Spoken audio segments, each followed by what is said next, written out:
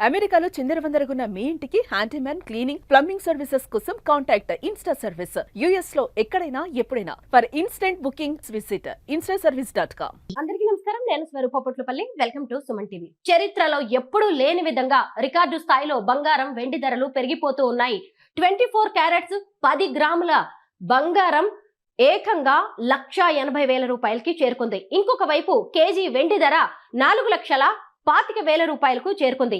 ఈ రేంజ్ లో వెండి బంగారం ధరలు పెరుగుతూ ఉండడంతో ఇప్పుడు అల్యూమినియం, జింక్, కాపర్ గురించి పెద్ద డిస్కషన్ నడుస్తూ ఉంది. ప్రస్తుతం నాతో పాటు ఉన్నారు stock market analyst Nagendra Sai గారు. ఆయనతో మాట్లాడదాం. నమస్తే నాగేంద్ర సాయి గారు. ఈ రేంజ్ లో బంగారం వెండి ధరలు పెరిగిపోతూ ఉండడంతో గంటకి కూడా అందరిలో టెన్షన్ అనేది మొదలైంది. ముఖ్యంగా కస్టమర్లే కాకుండా ట్రేడ్ వర్గాలు కూడా ఆందోళన చెందుతూ ఉన్నాయి.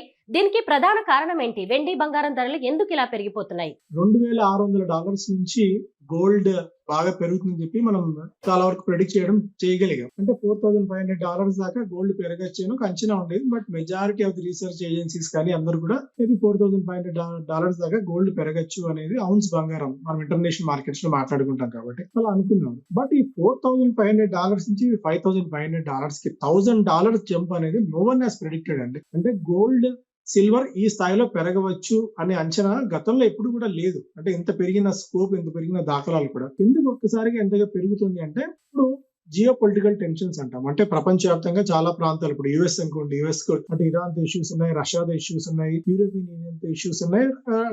వాటిని జియో పొలిటికల్ టెన్షన్స్ అంటాం. ఇవి కాకుండా ట్రేడ్ సంబంధించిన ట్రేడ్ వార్, ఆయనకు డొనాల్డ్ ట్రంప్ అధికారంలోకి వచ్చిన తర్వాత యుక్రెయిన్ తో ఇష్యూస్ ఉన్నాయి, రష్యాతో ఇష్యూస్ ఉన్నాయి, చైనాతో ఇష్యూస్ ఉన్నాయి, అండ్ పక్కనున్న కెనడా అనుకోవచ్చు, బ్రెజిల్ అనుకోవచ్చు, ప్రతి దేశంతో కూడా, ప్రతి కాంటినెంట్ తో కూడా ఆయన గొడవలు పెట్టుకొని టారిఫ్ వార్ ఆయన ప్రకటిస్తూ వచ్చారు. పరోక్షంగా కూడా ఇలాంటివన్నీ కూడా గోల్డ్ కి దోహదపడతాయి. ఎందుకంటే గోల్డ్ ఎప్పుడు పెరుగుతుంది అంటే గతంలో మనం చరిత్ర చూసుకుంటే ఏదైనా యుద్ధాలు జరిగినప్పుడు, ఏదైనా ఆర్థిక అనిశ్చితి జరిగినప్పుడు, లేదా గ్రేట్ డిప్రెషన్, రెసిషన్ అంటే పూర్తి స్థాయిలో ఆర్థిక క్రమశిక్షణ కట్టుదాటిపోతుంది, యుద్ధాలు విపరీతంగా జరుగుతున్నాయి, ఏ కరెన్సీ కొనుగోలు చేసినా కూడా, ఏ కరెన్సీ మన దగ్గర ఉన్నా కూడా వాటికి విలువ ఉండదు అనుకున్న టైంలోనే మనకు గోల్డ్ బాగా పెరుగుతూ వచ్చింది. కాకపోతే ఇప్పుడు అలాంటి సినారీ ఎక్కడా లేదు. అమెరికన్ మార్కెట్స్ రికార్డు స్థాయిలో దగ్గర ట్రేడ్ అవుతూనే ఉన్నాయి, యూరోపియన్ మార్కెట్స్ బాగానే ఉన్నాయి, జపనీస్ మార్కెట్స్ రికార్డ్ దగ్గర ఉన్నాయి, మన మార్కెట్స్ కూడా ఆల్మోస్ట్ రికార్డ్ హైస్ దగ్గర ఉన్నాయి. కాకపోతే ఏంటంటే ఫ్యూచర్ లో ఈ డొనాల్డ్ ట్రంప్ తీసుకుంటున్న నిర్ణయాలు ఎలాంటి ప్రభావం చూపిస్తాయి, వాటి పరిణామం ఏ విధంగా ఉంటుందన్న ఒక అంచనాలు, ఒక భయం నేపథ్యంలో ఇప్పుడు గోల్డ్ ధరలు పెరుగుతున్నాయి. రెండో ఫ్యాక్టర్ ఏంటి అంటే ప్రతి కరెన్సీ, అంటే ప్రతి దేశం కూడా యుఎస్ డాలర్ ని ఒక రిజర్వ్ కరెన్సీగా పెట్టుకుంటాయి వాళ్ళ కరెన్సీలో, అంటే వాళ్ళ చెస్ట్ లో అనుకోవచ్చు లేదా వాళ్ళ బ్యాంక్స్ లో. ఎందుకంటే ఏదైనా అనిశ్చితి వచ్చినప్పుడు మనం డాలర్స్ అమ్ముకుంటే, డాలర్స్ ఏంటంటే dollars equal to gold. Gold కన్నా విలువ ఉంటుందేమో లేదో తెలియదు, కానీ డాలర్ మన దగ్గర ఉంటే ఇమీడియట్ గా మనం వాటిని టెండర్ చేస్తే డబ్బులు వచ్చేస్తాయి. కాబట్టి డాలర్ ని ప్రతి ఒక్కరు రిజర్వ్ కరెన్సీగా పెట్టుకున్నారు. ఇప్పుడు ఏంటంటే ఇలా ఈ డొనాల్డ్ ట్రంప్ తీసుకుంటున్న నిర్ణయాల వల్ల డాలర్ వాల్యూ క్రమంగా పడిపోతూ వస్తుంది. ఒక అంచనా చూస్తే 2016 లో ఈ గ్లోబల్ సినారియోలో డాలర్ వెయిటేజ్ దాదాపు 60% ఉన్నది. ఇప్పుడు అది ఆల్మోస్ట్ 40% తగ్గిపోయింది. అంటే 10 years లోనే డాలర్ ని రిజర్వ్ కరెన్సీగా పెట్టుకున్న వాళ్ళ సంఖ్య 60% నుంచి 40% తగ్గిపోయింది. అంటే మేజర్ గా చైనా కానీ, మనం కానీ, భారత్ కానీ, యూరోపియన్ యూనియన్స్ మెల్లిగా డాలర్స్ ని అమ్మేసుకుంటూ, డాలర్ బాండ్స్ ని అమ్మేసుకుంటూ గోల్డ్ మీద ఎక్కువగా ఇన్వెస్ట్ చేస్తూ వస్తున్నాయి. సో ఇది కూడా one of the main reason gold బాగా పెరగడానికి. గత వారం కేజీ వెండి 3 లక్షలు ఉంటే ఇప్పుడు ఏకంగా 4,25,000 రూపాయలకి చేరుకుంది. అసలు వెండి ఎందుకు ఈ రేంజ్ లో పెరిగిపోతుంది? వెండి మీద ఆధారపడి చాలా కంపెనీలు, పరిశ్రమలు కూడా నడుస్తూ ఉన్నాయి. అవి కూడా కుదేలవుతున్నట్టుగా తెలుస్తోంది. కారణాలు ఏంటో చెప్పుకోవచ్చు. ఎందుకంటే గోల్డ్ కి సిల్వర్ కి మధ్య ఒక ప్రపోర్షనేట్ రేషియో ఉంటుంది. అంటే ఇప్పుడు ఆల్మోస్ట్ ఒక $10 అంటే ఒకప్పుడు నంబర్ చూసుకుంటే ఔన్స్ బంగారం, ఔన్స్ సిల్వర్ $35, $40 మాక్సిమం ఉండేది. ఆ టైంలో $4,000 గోల్డ్ ఉండేది, ఔన్స్ గోల్డ్. ఇప్పుడు దాని వ్యత్యాసం చూసుకుంటుంటే ఆల్మోస్ట్ ఇప్పుడు $120-125 దగ్గరికి ఔన్స్ వెండి వచ్చేసింది. ఇది ఎప్పుడు గరిష్టంగా అంటే లాస్ట్ 2-3 years లో $30, $35, మాక్సిమం $40. అంటే ఆల్మోస్ట్ 3x సిల్వర్ లో మనం జంప్ చూస్తున్నాం. ఈ లెవెల్స్ దగ్గర సిల్వర్, ఈ లెవెల్స్ దగ్గర ఎందుకంటే ఇండస్ట్రియల్ డిమాండ్ ఉంది, ఎలక్ట్రిక్ వెహికల్స్ లో కానీ, బ్యాటరీ మ్యానుఫాక్చరింగ్స్ లో కానివ్వండి, లేదంటే సోలార్ ప్యానల్స్ తయారీలో యూజ్ చేసే గమ్ అంటే వైట్ ప్యాచ్ అనుకోవచ్చు, వీటన్నిటిలో కూడా మనం మేజర్ గా సిల్వర్ డిమాండ్, సిల్వర్ యూసేజ్ ఎక్కువగా ఉంటుంది. ఈ లెవెల్స్ దగ్గర, ఈ పాయింట్ ఆఫ్ టైమ్ లో ఈ లెవెల్స్ దగ్గర సిల్వర్ అనేది సస్టైన్ అవ్వడం అనేది ఇంపాసిబుల్ గా కనిపిస్తుంది. ఎందుకంటే మేము గతంలో ఆల్మోస్ట్ ఒక 2 lakhs లెవెల్స్ నుంచి 4 lakhs లెవెల్స్ వరకు కూడా, అంటే 1.5 lakhs నుంచి 3 lakhs లెవెల్ వరకు కూడా సిల్వర్ కొనుగోలు చేయండి, గోల్డ్ కంటే సిల్వర్ బాగా పెరిగే స్కోప్ ఎక్కువ ఉంది బికాస్ ఆఫ్ ఇండస్ట్రియల్ డిమాండ్ అని చెప్పి చాలా బలంగా మా క్లయింట్స్ కానీ లేకుంటే మా దగ్గర నెట్వర్క్ లో చాలా వరకు చెప్పారు. బట్ ఈ లెవెల్ దగ్గర 4 లక్షల రూపాయలు క్రాస్ అయిపోయిన తర్వాత సిల్వర్ ఈ లెవెల్ దగ్గర సస్టైన్ అవ్వడం అనేది చాలా ఇంపాసిబుల్ టాస్క్ గా కనిపిస్తుంది. గతంలో కూడా సిల్వర్ ఒక 2 to 3 ఇన్స్టెన్సెస్ లో భారీగా 30 to 40% క్రాక్ డౌన్ అయిపోయిన సిచ్యువేషన్స్ చాలా ఉన్నాయి. సిల్వర్ లో కూడా ఇదే పరిస్థితి వచ్చే స్కోప్ అయితే చాలా గట్టిగా కనిపిస్తుంది.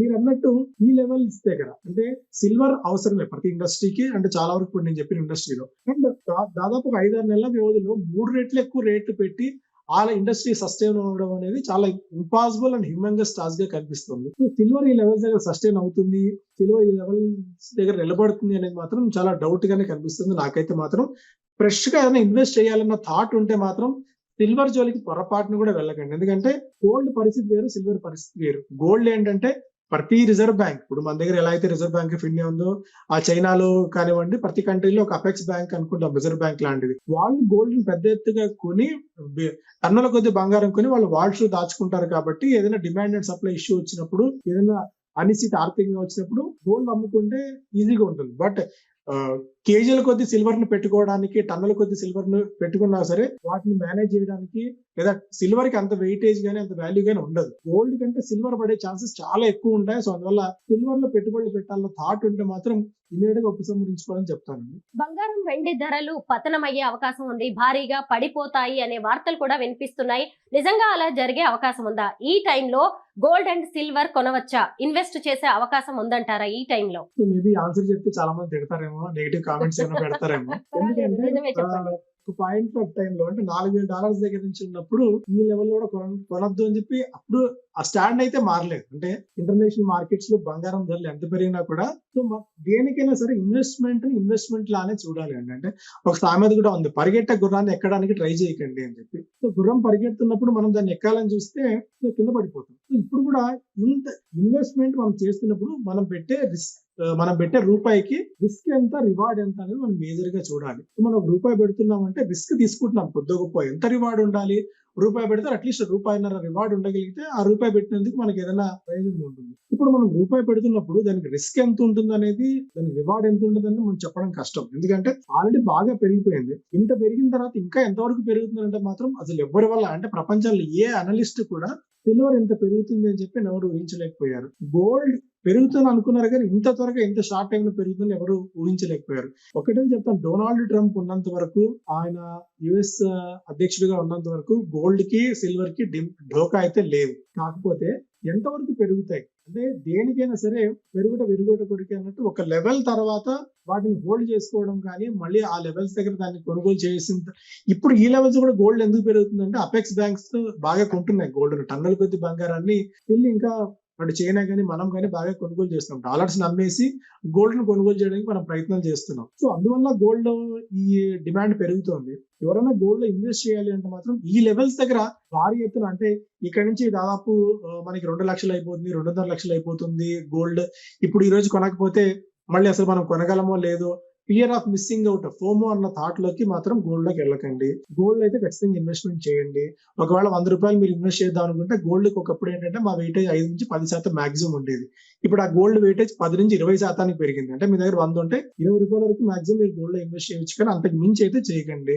ఒక సిప్స్ రూపంలో ఈటీఎఫ్స్ గోల్డ్ ఈటీఎఫ్స్ కానీ సిల్వర్ ఈటీఎఫ్స్ కానీ కొనుగోలు చేయండి, కానీ ఒకేసారి లాంఛనంగా గోల్డ్ లో అయితే పెట్టకండి. ఈ పాయింట్ ఆఫ్ టైం లో ఖచ్చితంగా సిల్వర్ పెరుగుతాయి, బట్ ఎంతవరకు పెరుగుతాయి అనేది చెప్పడం కష్టం. పడిపోతాయి అంటే సిల్వర్ లో మాత్రం ఖచ్చితంగా ఒక గట్టి సెల్లింగ్ అయితే వచ్చే ఛాన్సెస్ చాలా కాన్ఫిడెంట్ గా నేను చెప్పగలుగుతున్నాను. సిల్వర్ అయితే భారీగా పడే ఛాన్స్, అంటే ఎవరు యాక్సెప్ట్ చేసినా ఎవరు యాక్సెప్ట్ చేయకపోయినా, అంటే జనాలు తిట్టుకున్నా తిట్టుకోకపోయినా కొన్ని ఎకానమీని బాగా స్టడీ చేసే వాళ్ళకి గత చరిత్ర తెలిసిన వాళ్ళకి ఇది ఎంతవరకు నిలబడగలదు, ఎంతవరకు సస్టైన్ అవ్వగలదు అన్న ఒక థాట్ తో మేము ఉంటాం. కాబట్టి సిల్వర్ అయితే నిలబడడం కష్టం ఈ పాయింట్ ఆఫ్ టైంలో. గోల్డ్ పడితే మేబీ ఒక 10% మాక్సిమం పడచ్చేమో, కానీ ఇక్కడ నుంచి గోల్డ్ అంత క్రాక్ ఒకప్పుడు మాదిరి 90,000కి 80,000కి వచ్చే అవకాశం గోల్డ్ అయితే లేదు. అదైతే కాన్ఫిడెంట్ గా చెప్పగలను. మేబీ గరిష్ట స్థాయి దగ్గర మేబీ ఇక్కడ నుంచి ఒక 25,000-30,000 మాక్సిమం గోల్డ్ లో కరెక్షన్ వస్తే రావచ్చేమో, కానీ అది కూడా భారీ ఎత్తున వస్తే. బట్ గోల్డ్ కంటే సిల్వర్ లో కరెక్షన్ వచ్చే ఛాన్సెస్ ఎక్కువ ఉన్నాయండి. గోల్డ్ అండ్ సిల్వర్ కి ఆల్టర్నేటివ్ గా అల్యూమినియం, జింక్, కాపర్ కనిపిస్తూ ఉన్నాయి. వీటిని ఎప్పుడు ఎలా కొంటే మంచిది? సో ఇదేంటంటే గోల్డ్ ఒకవేళ బాగా పెరిగిన టైంలో గోల్డ్ బదులు సిల్వర్ కొందాం నేను సిల్వర్ కొనేవాడు. ఇప్పుడు సిల్వర్ బాగా పెరుగుతుంది కదా, సిల్వర్ బదులు జింక్ తీసుకుందామా, అల్యూమినియం తీసుకుందామా, ఇంకోటి ఏదైనా తీసుకుందామా అన్న థాట్ బయట మార్కెట్ లో అయితే చాలా గట్టిగా ఉంది. కనీసం సిల్వర్ కొంటే సిల్వర్ ప్లేట్స్ లో అన్నా మనం అన్నం తినే స్కోప్ ఉంది, లేదా ఇంట్లో ఏదైనా షో కేసు ఏదైనా ఫంక్షన్ జరిగితే సిల్వర్ అన్నా పెట్టుకోవచ్చు. సో జింక్ కానీ అల్యూమినియం కానీ మనం పెట్టుకునే పరిస్థితి లేదు. సో గోల్డ్ అండ్ సిల్వర్ ఏంటంటే వాటికి మనకున్న చరిత్ర పరంగా గోల్డ్ కానీ సిల్వర్ కి కానీ మన ధరించే స్కోప్ ఉంటుంది, లేదా ఇంట్లో వినియోగించే స్కోప్ ఉంటుంది. ఇప్పుడు జింక్ కానీ అల్యూమినియం కానీ మిగిలిన ఏ మెటల్స్ కూడా వాటికి ఏవి వినియోగం చేసే పరిస్థితి లేదు. ఒకటి జింక్, కాపర్ లాంటివి ఎందుకు పెరుగుతున్నాయి అంటే డేటా సెంటర్స్ ప్రపంచవ్యాప్తంగా ఆర్టిఫిషియల్ ఇంటెలిజెన్స్ పెరుగుతున్న తరుణంలో డేటా సెంటర్స్ వినియోగం బాగా పెరిగిపోయింది. డేటా సెంటర్స్ కి ఏసీలు తయారు చేయాలన్నా, లేకుంటే కూలింగ్ సిస్టమ్స్ తయారు చేయాలన్నా వాటికి కాపర్ యూసేజ్ బాగా ఎక్కువ ఉంటుంది. సో అందువల్ల కాపర్ కి డిమాండ్ బాగా, ఇండస్ట్రియల్ డిమాండ్ బాగా పెరుగుతుంది. సో కాపర్ ని కానీ